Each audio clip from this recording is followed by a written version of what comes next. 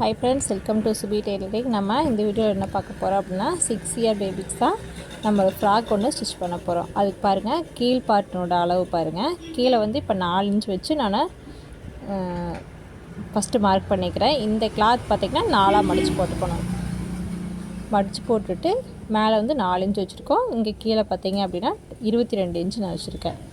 நீங்கள் வந்து ஹைட் எவ்வளோன்னு சொல்லி மெஷர்மெண்ட் எடுத்து அதுக்கு தகுந்த மாதிரி ஹைட் வந்து அட்ஜஸ்ட் பண்ணிக்கணும்.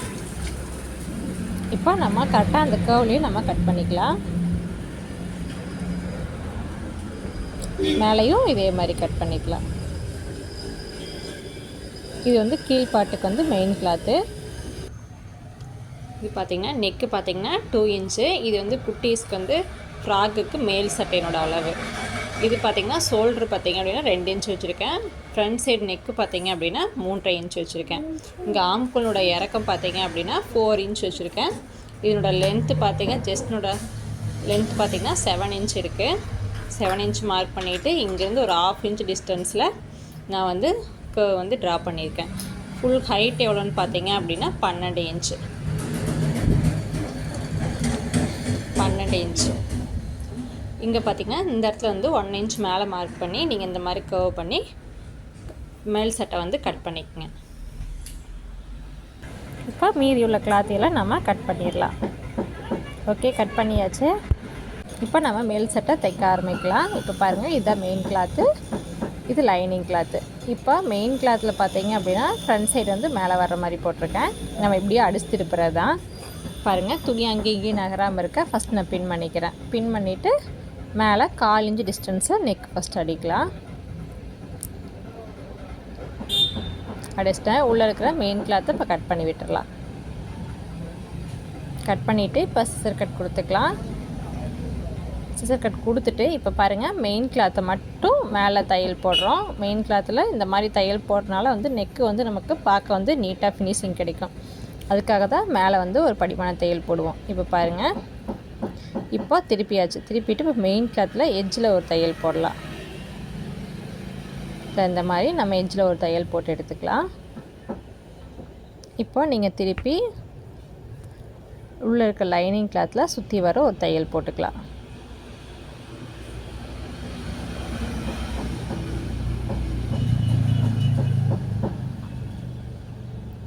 ஓகே, போட்டாச்சு. இப்போ மீதி உள்ள மெயின் கிளாத் இருக்குது இல்லைங்களா, அதை வந்து நம்ம இப்போ கட் பண்ணிக்கலாம்.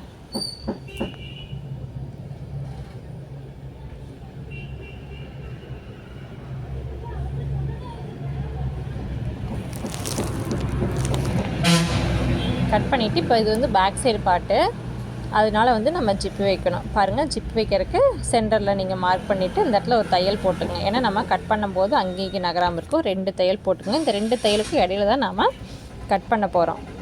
பாருங்கள், இந்த மாதிரி கட் பண்ணி விட்டுருங்க. கட் பண்ணிவிட்டு ஜிப்பு இந்த மாதிரி உங்களுக்கு எத்தனை இன்ச் வேணுமோ அத்தனை இன்ச் எடுத்துக்கங்க.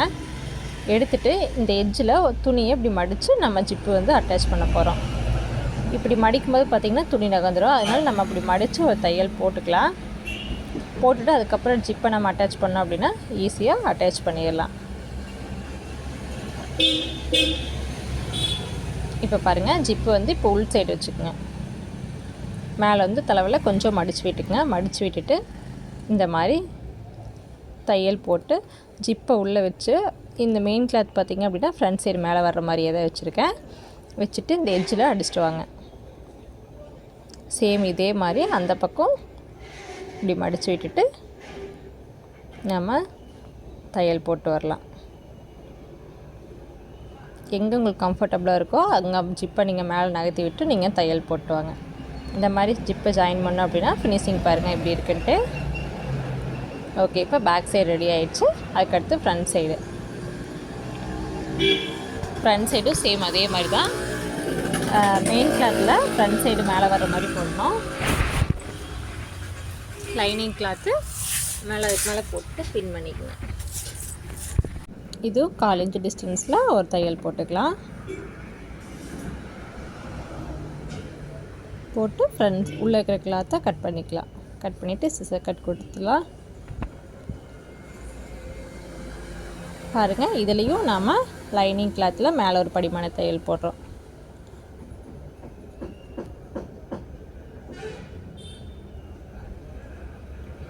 பாருங்கள், படிமான தையல் போட்டதுலையுமே நமக்கு அடுத்த தையல் போடவே வேண்டியதில்லை, அந்தளவுக்கு வந்து ப்ராப்பராக இருக்கும். ஆனாலும் நம்ம எட்ஜில் ஒரு தையல் போட்டுக்கலாம்.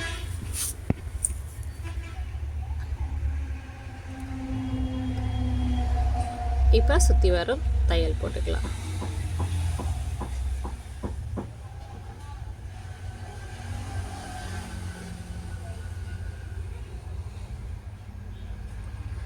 தையல் போட்டுட்டு அதுக்கப்புறம் மீதி உள்ள மெயின் கிளாத்தை கட் பண்ணி விட்டுடலாம்.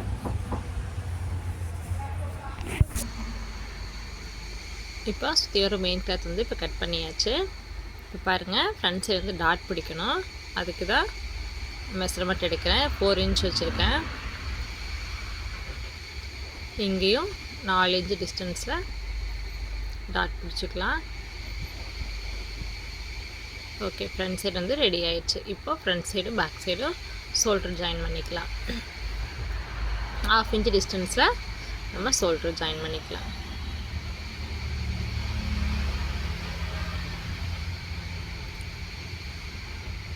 அதுக்கடுத்து பார்த்தீங்க அப்படின்னா இங்கே ஸ்லீவ்கிட்ட ஒரு பைப்பிங் மாதிரி தான் வைக்க போகிறேன். பைப்பிங்னா அப்படியே அடித்து நான் திருப்பி போகிறேன், அவ்வளோதான்.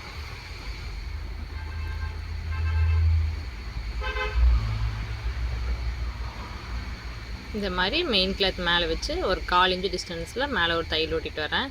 இங்கே வந்து சிசர் கட் கொடுத்துக்கலாம். திருப்பிட்டு அது அப்படியே இந்த மாதிரி மடித்து உள்ளே அடிச்சிடலாம்.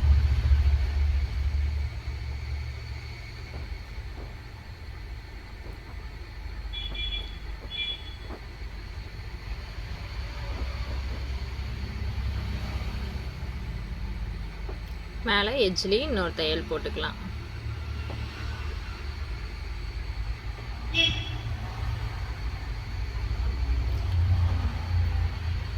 சேம் இதே மாதிரி இந்த பக்க சைடும் அதே மாதிரி அந்த பார்டர் எடுத்து நான் பார்டர் வந்து இந்த மாதிரி மேலே 1/2 இன்ச் டிஸ்டன்ஸில் அடித்து சிசர் கட் கொடுத்து அப்படியே திருப்பி அடிக்க போகிறோம்.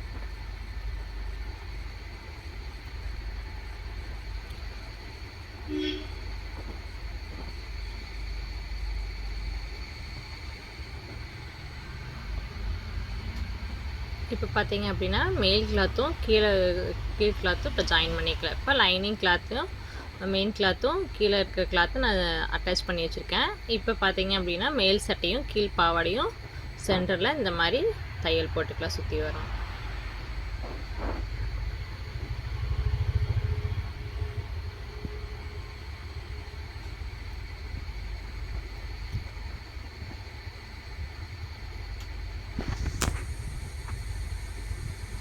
இந்த மாதிரி சுற்றி வர தையல் போட்டுக்கலாம்.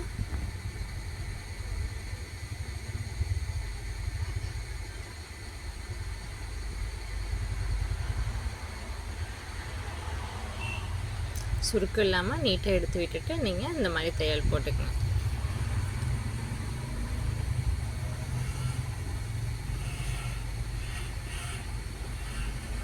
அவ்வளோதான். இப்போ ஓப்பன் பண்ணி பார்க்கலாம் நமக்கு ஃபினிஷிங் எப்படி இருக்குன்னு சொல்லிட்டு.